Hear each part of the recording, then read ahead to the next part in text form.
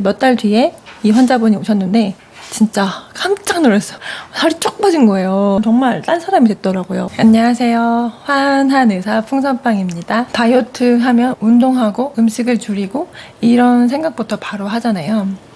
근데 그런 거를 해도 다이어트가 잘 안 된다면? 그러면 어떻게 해야 되죠? 살을 빼고 싶은데 다이어트를 해야 되는데 운동이나 음식 조절하는 그런 거 말고 몸을 치료해야 하는 경우도 많이 있거든요. 환자분 케이스 이야기를 해드릴게요. 한 분이 살이 계속 찌고 있어요. 30대 중반인데 20대 때는 내내 몸무게가 40kg대였는데 살이 점점점 찌기 시작해서 지금은 과체중인데 이제 한 70kg 정도 나가는데, 이분이 나름대로 뭐 운동도 해보고 식이요법도 해보고 계속 시도하고 노력을 했지만 잘 안 된 이력을 가지고 있습니다. 차라리 엄청 많이 먹고 술도 먹고 야식도 하고 그렇게 해가지고 살이 쪘으면 억울하지라도 않지, 이분은 뭐 그렇게 야식도 안 먹고 고기도 별로 안 좋아한대요. 그리고 술도 안 먹어. 이 사람 살을 빼려면 어떻게 해야 될까요? 뭐 운동을 더 빡세게 하고 음식을 더 안 먹어서 다이어트 강도를 높여서 살을 빼야 할까요? 저는 이제 이 사람이 그렇게 된 데는 그럴 만한 이유가 있다라고 생각을 해요. 항상 무조건 이유가 있다. 그 이유를 찾아야 해결이 되고 이제 그런 것들을 해결해주면서 진행을 해야 훨씬 더 다이어트를 해도 쉽게 진행할 수 있거든요. 제가 증상 이야기를 해드릴 건데 여러분도 탐정이 된 것처럼 이 사람이 왜 살이 계속 찔까?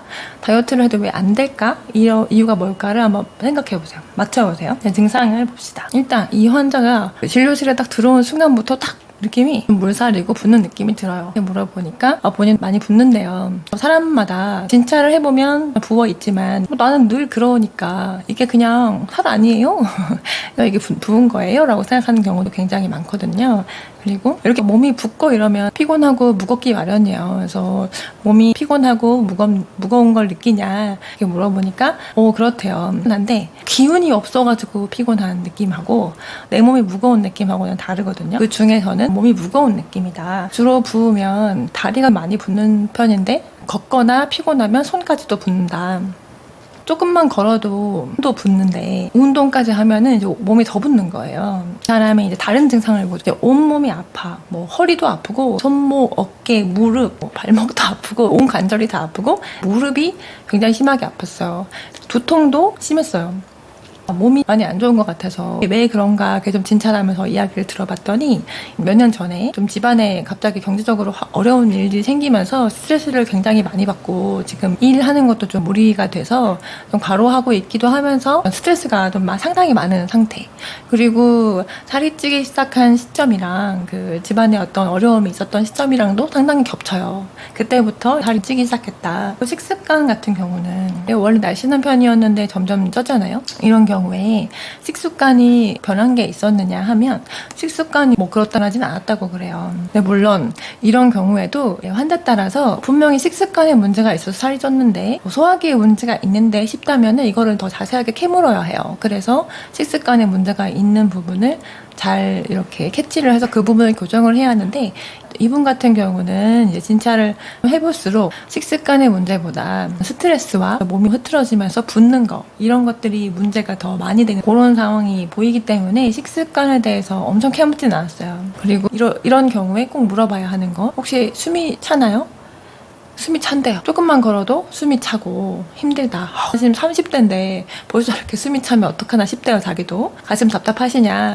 본인은 답답한지 잘 몰라요. 근데 가슴 쪽에 눌러보니까 통증이 너무 심해요. 근데 이제 이 가슴 부위를 눌렀을 때 통증이 심하면 이쪽으로 많이 기운이 막혀 있고 순환이 좋은 상황은 아니다라고 판단을 하죠.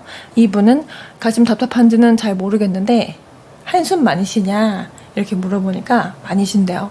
이렇게 가슴이 답답한지 본인이 잘 모르는데 가슴 답답한지 확인할 수 있는 거는 자기도 모르게 한숨을 많이 쉬는가, 체한 거를 잘 느끼는가, 가슴에서 느껴지는 거죠. 배에 더부룩한 느낌보다. 그리고 탄산을 되게 좋아하는 거. 먹으면 시원하잖아요. 어떤 경우는 짜증이 나가지고 막 소리를 지르고 싶다거나 방문을 꼭 열고 자야 한다거나 자려고 누우면 답답하다, 이불을 덮으면 답답하다. 가슴이 답답한 게 바로 느끼지는 않더라도 다른 증상으로 표현되는 경우도 많이 있습니다. 네, 이분 같은 경우는 한숨을 쉬는 걸로 표현이 됐어요. 그림 그려서 설명을 해드릴게요. 이제 사람이에요. 머리, 가슴, 배, 여기가 명치 팔다리, 배꼽.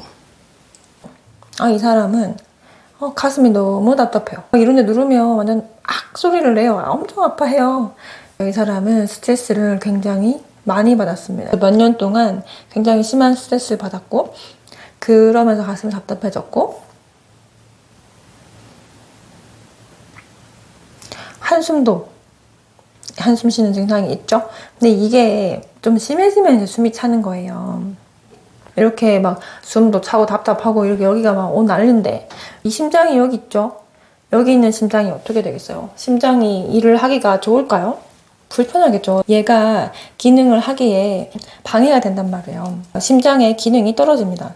심장이 뭐 해요? 빵빵빵 펌핑을 해서 혈액순환이 돼야 되잖아요. 다리로 내려갔다가 저 끝까지 내려갔다 다시 돌아오고, 이런 기능이 떨어지면서 혈액순환이 안 되면서 저류가 일어나서 붓는 거예요. 모든 사람이 스트레스 받는다고 다 이렇게 되지는 않아요.